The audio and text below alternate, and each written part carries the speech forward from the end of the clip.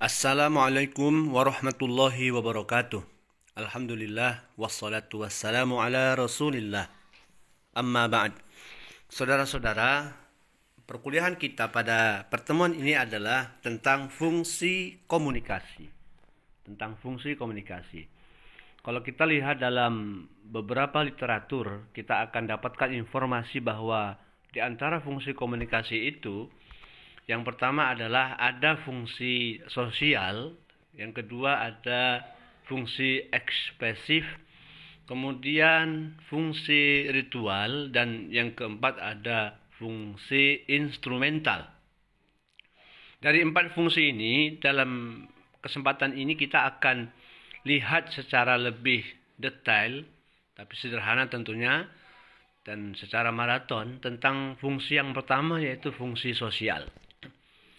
Fungsi sosial ini ada banyak, yaitu yang pertama ada pembentukan konsep diri, kemudian eksistensi diri, kemudian untuk kelangsungan hidup, ada juga untuk memupuk hubungan, kemudian untuk atau agar terhindar dari ketegangan, dan tentunya juga fungsi sosial komunikasi itu adalah dalam rangka memperoleh kebahagiaan.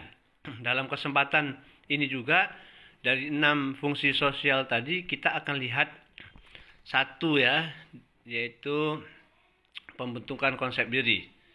Ini yang pertama dari 6 fungsi sosial komunikasi. Kita lihat. Dalam komunikasi ada kalanya kita lihat orang yang memang terbuka dan sangat percaya diri, tapi ada juga orang yang dalam komunikasi itu cenderung menyendiri, cenderung tidak percaya diri. Itu kaitannya adalah dengan bagaimana konsep diri seseorang itu. Nah, kita lihat apa yang dimaksud dengan pembentukan konsep diri. Secara tadi fungsi sosial komunikasi yang pertama itu adalah dalam rangka untuk pembentukan konsep diri seseorang. Nah, kalau kita ditanya apa itu sebenarnya konsep diri, maka ada beberapa jawaban yang bisa disampaikan. Nah, konsep diri itu secara sederhana adalah diartikan, dimaknai dengan pandangan seseorang tentang dirinya sendiri, atau pandangan kita tentang siapa sebenarnya diri kita. Jadi itu penilaian ya, penilaian kita sendiri tentang diri kita ini. Itu adalah konsep diri. Dari mana kita peroleh penilaian kita tentang diri kita? Tentu ini kita peroleh dari informasi yang diberikan orang lain saat kita melakukan komunikasi.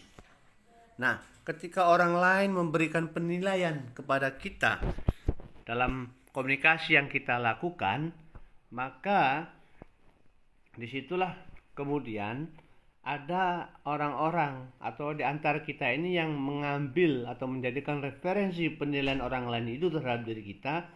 Kemudian kita menilai diri kita itu berdasarkan dari penilaian orang-orang lain saat kita melakukan komunikasi dengan orang tersebut.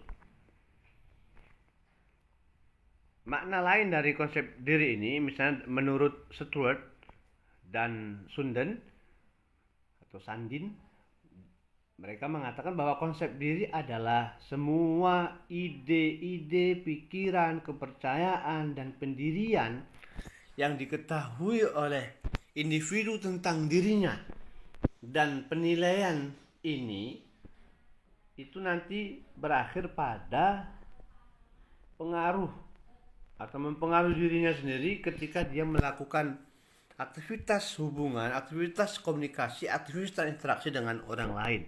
Jadi kaitannya ke sana dia.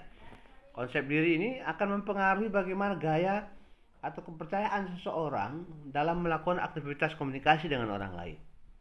Ini menurut Stuart. Nah, saudara-saudara, dan tentunya sebelum diteruskan, silakan Anda berikan like dan subscribe dengan channel ini ya, dengan materi ini silakan. Nah, ditanya misalnya,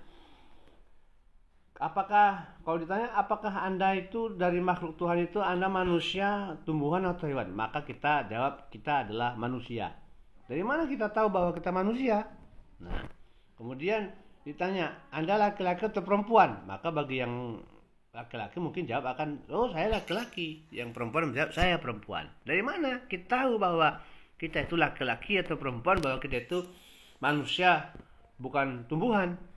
Maka jawaban itu semua adalah dari orang lain, dari aktivitas komunikasi yang kita lakukan. Kita tahu bahwa kita manusia karena orang-orang di sekitar kita memperlakukan kita sebagai manusia. Maka kemudian kita yakin 100% bahwa kita manusia. Nah, dari orang lain ini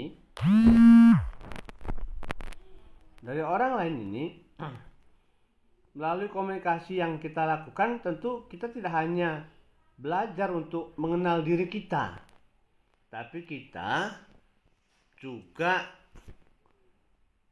bisa merasakan siapa kita. Itu sudah dari komunikasi yang kita bangun dengan orang lain. Nah, siapa yang menanamkan dan mempengaruhi konsep diri seseorang? Tentu yang paling awal mempengaruhi konsep diri seseorang itu adalah keluarganya atau orang-orang terdekat yang ada di lingkungan sekitarnya atau di seputar dirinya itu. Dan tentu kalau dalam keluarga itu ya yang mempengaruhi konsep diri pertama seseorang itu adalah ya ibunya atau emaknya, kemudian ayahnya atau bapaknya. Inilah orang-orang pertama. Makanya kalau dalam Islam kan ibu itu adalah madrasah pertama ya bagi seorang anak manusia.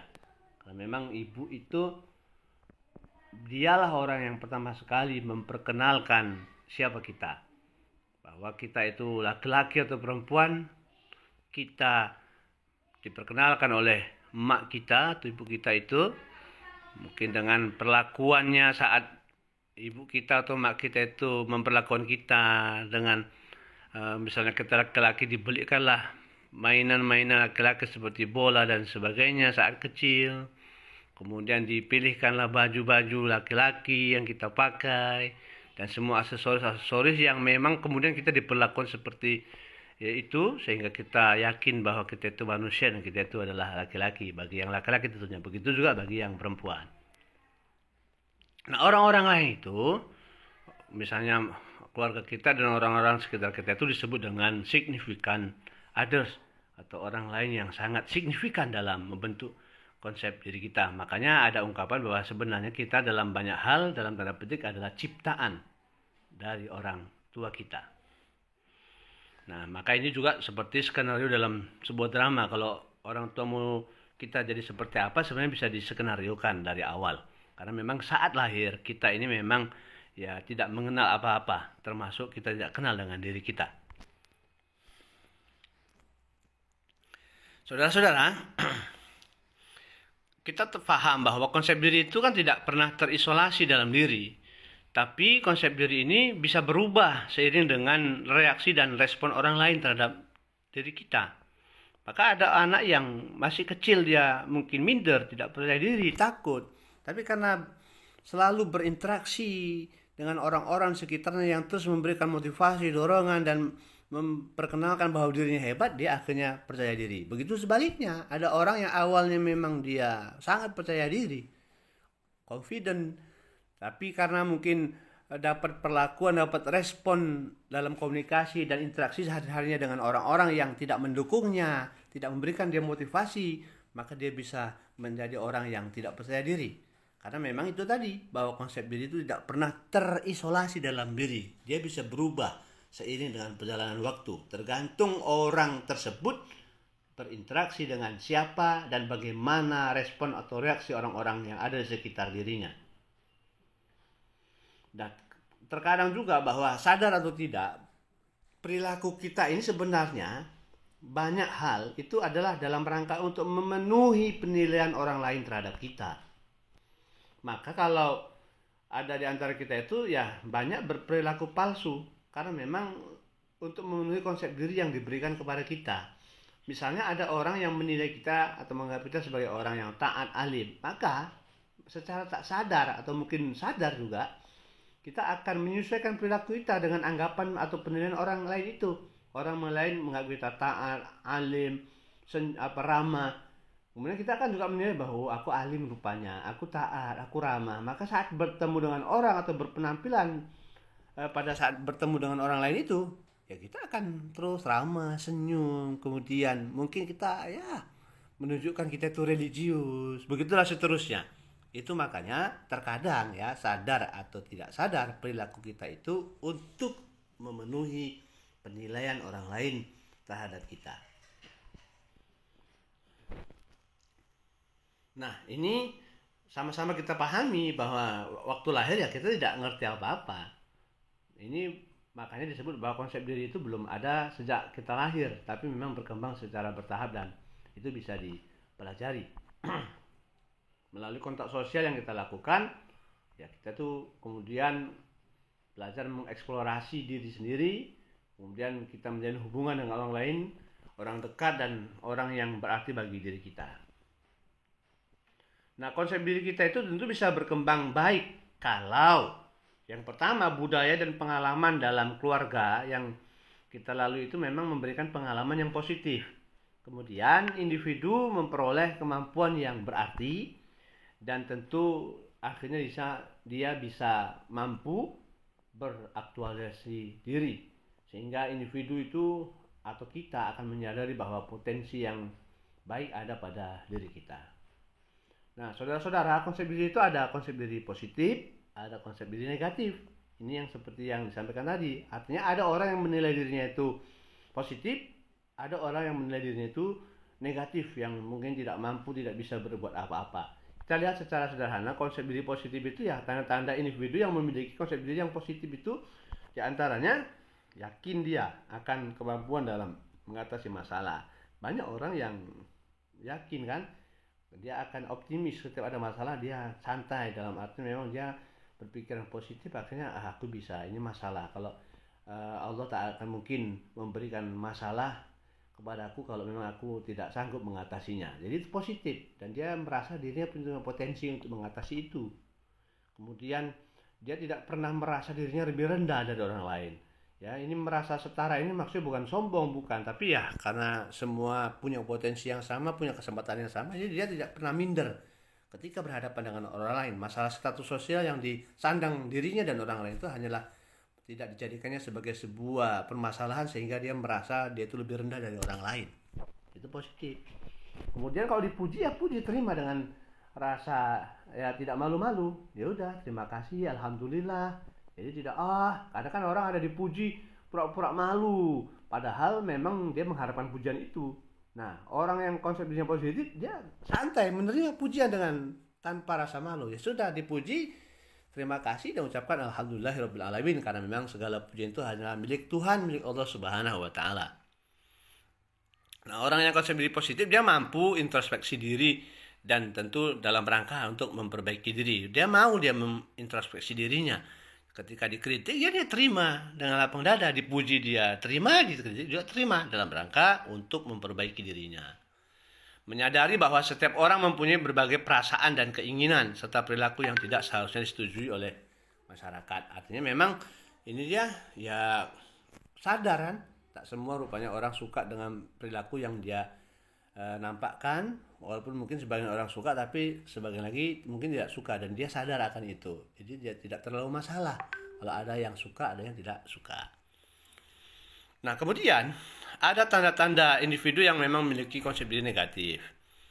Nah, pertama ini peka terhadap kritik. Maksudnya peka itu sensitif kali gitu.